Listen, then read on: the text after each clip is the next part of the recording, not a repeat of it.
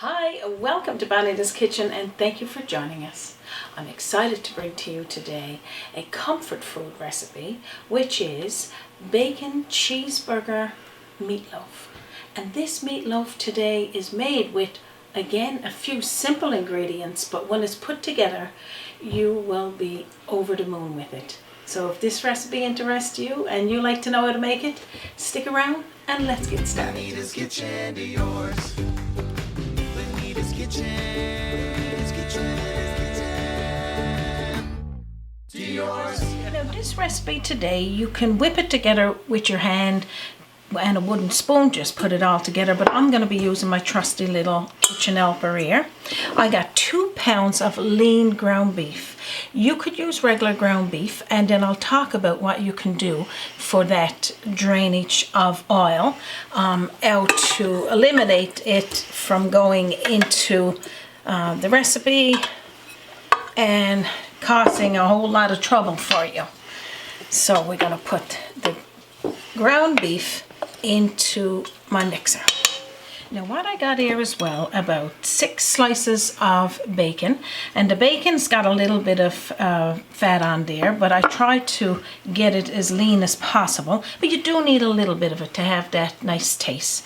And a cup and a half of shredded cheese, and you use the cheese that you enjoy eating. And I'm going to be putting in this with the lean ground beef, 1 teaspoonful of onion powder, about a half a teaspoonful of rosemary. You could use ground, you could use the dried or fresh. I'm going to be putting in there half a teaspoonful of sea salt. I'm only using half a teaspoonful because the bacon will probably be a little salty. Just add that to the mixer. Now we got 1 tablespoonful of ketchup and we got 1 tablespoonful of mustard, and you use the mustard that you like putting on your cheeseburger if you were having a cheeseburger. Now this is a meatloaf cheeseburger, but I'm more or less saying what you enjoy eating. We got 1 grated onion. I used a small one. Pop it right into the bowl. I got a teaspoonful of black pepper. You could use black or white pepper.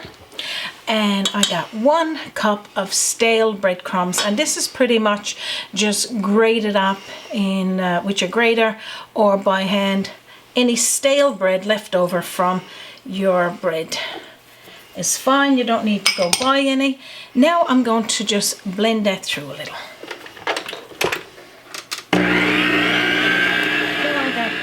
Large eggs here, and I'm going to crack them into this little bowl before I put it in with the rest, and just give it a light whisking.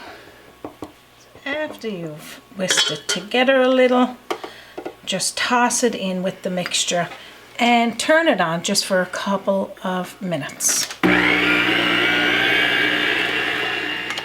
Now you don't want to over mix this. This is basically just to get all of the ingredients mixed in together and making sure that it's incorporated. So it could be a minute, it could be 2 minutes to do that. Now I'm going to take this off of my mixer and show you the next step. So what you need is either a meatloaf pan or a bread pan or baking pan, whatever you want to use, with a piece of parchment paper inside. If you're using a regular ground beef, a meatloaf pan will be perfect because all the drippings goes to the bottom and it don't be on your meatloaf. So with that said, you can do the same method with your parchment paper. Put that in under, have it up over the sides so as you can lift it out like this. So now all we need to do now is scoop the mixture into the pan. Okay, so we're just going to be putting 3/4 of this mixture in there, leaving about 1/4 of it for, I'll show you what that is for now in a second. I'm going to use my hands for this. So pretty much what you need to do, you need to make a well. You need to make a hole in the middle like this, and then I'm going to reach for my cheese and put it in the middle. Uh-huh. And we're going to put a cup of, leave half a cup for after, and I'll tell you what that is. So a cup of the cheese in the middle. So Raymond, how's it going so far? I was wondering when you're going to put the cheese in. That's the reason why, like I was saying. All right, I'm waiting for that. Waiting for the cheese, yes, you know.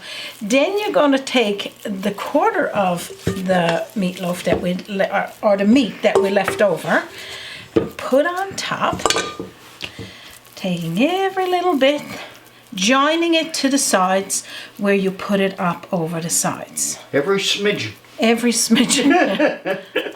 And that's all you need to do there. After you've got all of that done, you can't see the cheese. That's what we want. We're going to get the bacon. Now my bacon sort of fell apart a little bit as I was taking it out of the package. It's so thin. But have it where you're putting it over the top, like you will be putting it in your burger, but it's going to be over the top of your meatloaf. So about 6 slices. Now you can put as much as you want, but if you can get a bacon that's a little more leaner, not the what is it called? No fat bacon or something, Yeah, I don't know. I'm not quite sure. Yeah, you can have less salt or whatever. So that's all you need to do there. Now let me tell you how long you need to bake it for. So now what you need to do is preheat your oven to 350 degrees Fahrenheit.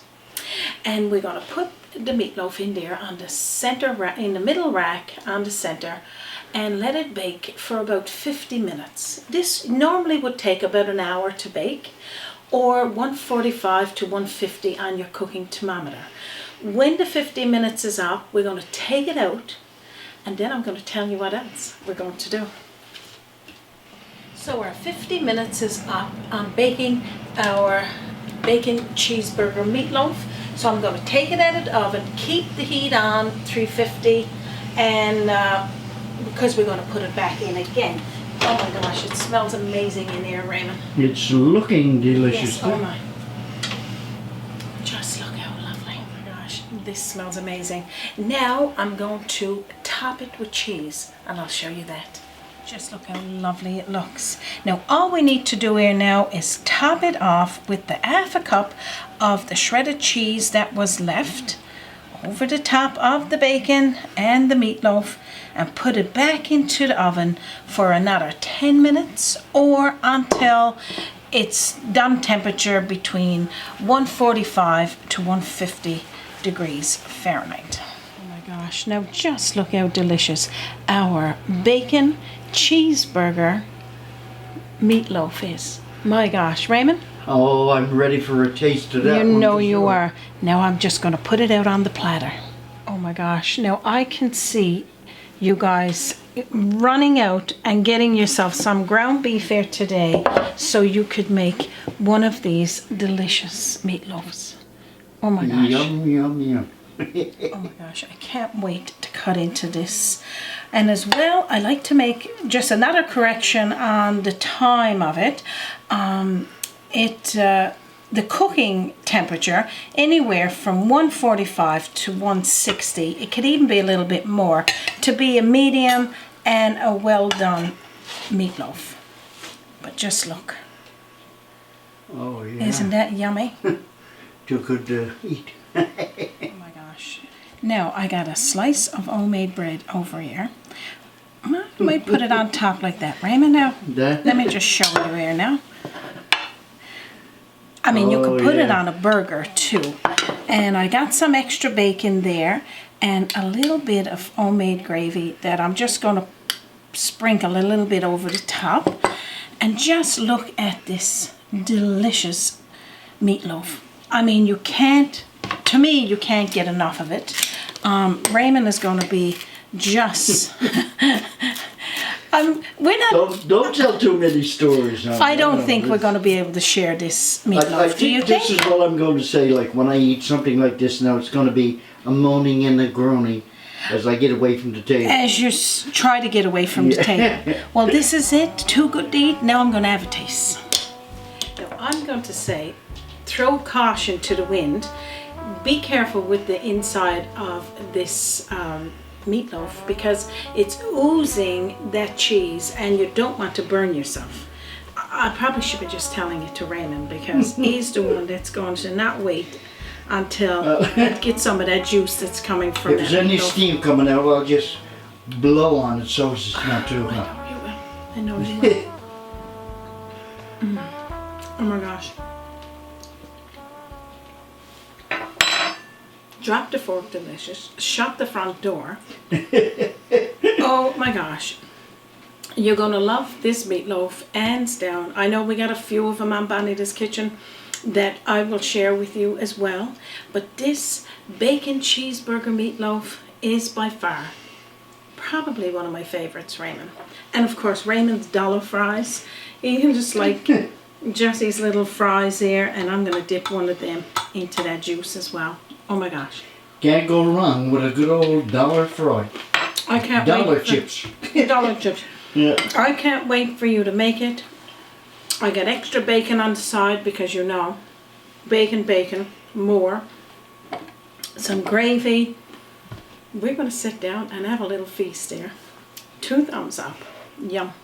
So I hope you're just as excited as we are to share this recipe with you today. We're always exploring on new ways to make meatloaf, right from Raymond's original one we shared probably 9 years ago.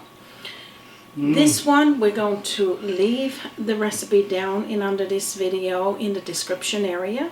If you can't find it there, send me a message at bonitaskitchen@gmail.com. Stop by our Facebook page or our website, www.bonitaskitchen.com.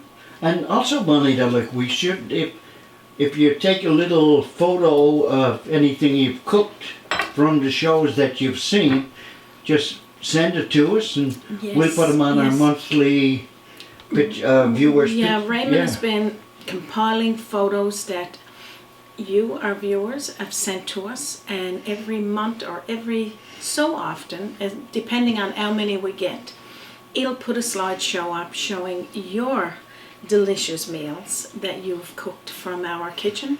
And we thank each and every one of you for that. And we also thank each and every one of you that have subscribed over this past almost 10 years. And welcome new viewers that is excited to join us as well. So we're not going to take any more of your time. We sure know it's precious. And on behalf of myself, Raymond, and our team, and from our kitchen to yours, thank you for joining us. And you have a wonderful day. I can do one more piece. Oh my gosh, Raymond. Join us by the sea. A journey in culinary. Always an open door. Bonita's Kitchen to yours. Bonita's Kitchen. To yours. And don't forget to join us again on Bonita's Kitchen.